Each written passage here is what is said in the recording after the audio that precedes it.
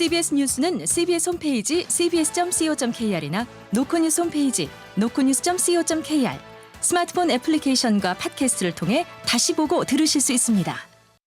부산 소식입니다. 부산 중구가 지난해 혈세 수십억 원을 들여 광복로 분수광장을 조성해 놓고도 아직 구체적인 활용 방안조차 마련하지 않은 것으로 드러났습니다. 중구청은 운영부서 지정 문제로 계획 수립이 늦어졌다는 입장이지만 안일 행정이라는 비판이 나옵니다. 김혜민 기자가 보도합니다. 평일 오후 부산 중구 남포역 인근에 마련된 광복로 분수광장. 바닥 분수 주변엔 물줄기 대신 커다란 화분들이 놓여 있고 대형 전광판에도 중구 홍보 영상만 반복 재생됩니다. 이곳을 지나는 관광객들 대부분은 광장이 있다는 사실조차 모르고 있습니다. 관광객들입니다.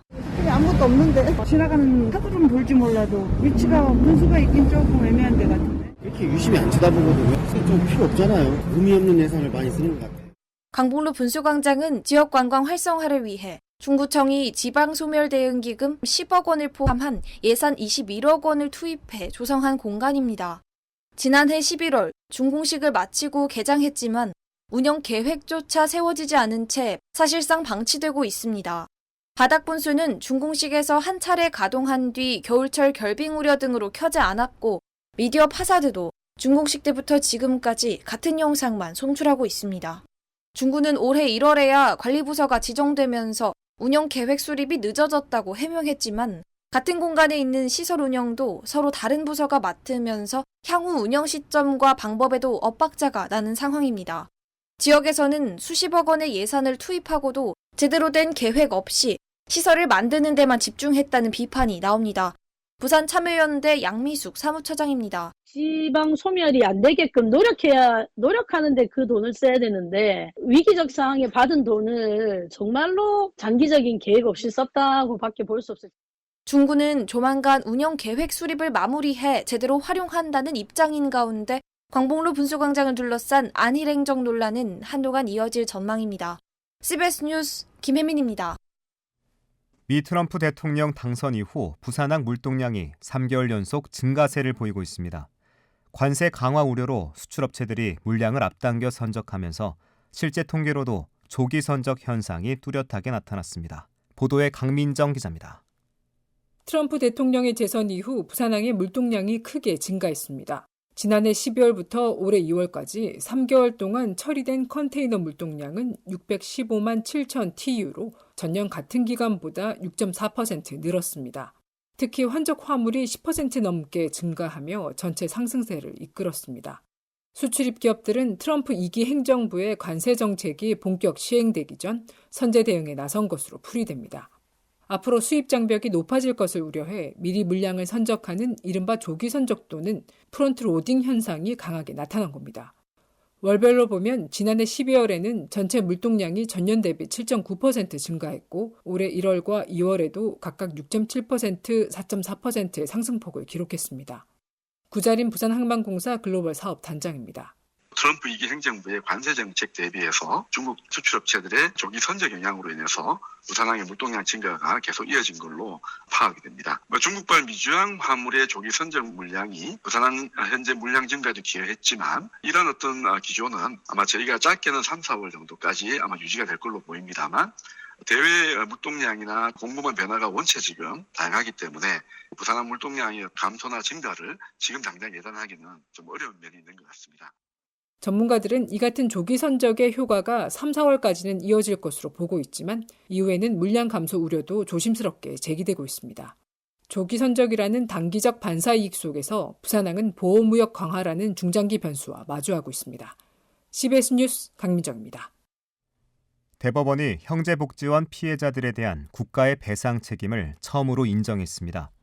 대법원 민사 1부는 어제 형제복지원 피해자 13명이 국가를 상대로 낸 손해배상 소송 상고심에서 피고의 상고를 심리불속행 기각하고 정부가 피해자들에게 총 45억 3,500만 원을 배상하라는 원심 판결을 확정했습니다. 또 다른 형제복지원 피해자 15명이 제기한 손해배상 청구 소송도 같은 결정이 나왔으며 현재 부산 등에서 재판이 진행 중인 다른 피해자들의 사건에도 이번 확정 판결이 큰 영향을 줄 전망입니다. 중대재해처벌법 시행 3년 만에 처음으로 헌법재판소에서 합헌 여부를 판단받게 됐습니다. 부산지법 형사 4-3부는 최근 부산중첩법 1호 사건의 피고인인 한 건설업체 대표 A씨의 위헌 법률심판 재청을 수용했습니다.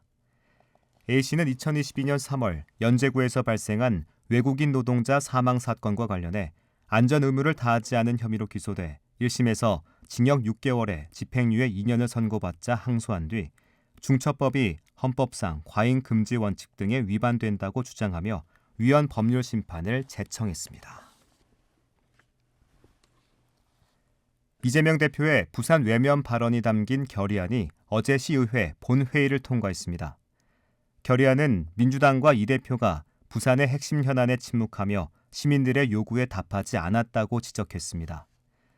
이에 대해 더불어민주당 반선호 전원석 의원이 정치적 표현 삭제를 요구하며 재회부를 요청했지만 본회의 표결에서 부결됐습니다. 박형준 부산시장 부부와 빈대인 B&K 금융지주 회장이 각각 고액 기부자 모임인 아너소사이어티에 가입한 사실이 뒤늦게 알려졌습니다. 부산시와 사랑의 열매에 따르면 박 시장 부부와 빈 회장은 지난해 6월과 12월 각각 1억 원을 기부 약정해 아너소사이어티 회원으로 가입했습니다. 박 시장과 빈 회장은 기부 사실이 외부에 알려지길 원하지 않아 회원명을 익명으로 하고 별도 회원 가입식도 생략한 것으로 전해졌습니다. 에어부산은 첫 국제선 노선인 부산에서 후쿠오카 노선이 취항 15주년을 맞이했다고 밝혔습니다. 에어부산은 지난 2010년 3월 주 2회 일정으로 부산에서 후쿠오카 노선을 취항해 현재는 주 28회까지 늘리며 운항을 이어오고 있습니다. 날씨입니다. 부산은 내일 대체로 맑은 날씨가 이어지겠습니다. 내일 아침 최저 기온은 5도, 낮 최고 기온은 13도로 평년보다 다소 쌀쌀할 것으로 전망됩니다. 부산의 지금 기온은 11.1도, 습도는 67%입니다.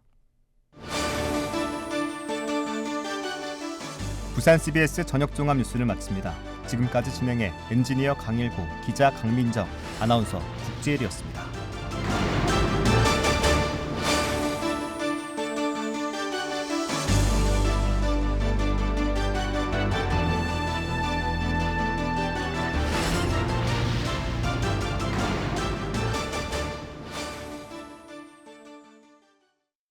CBS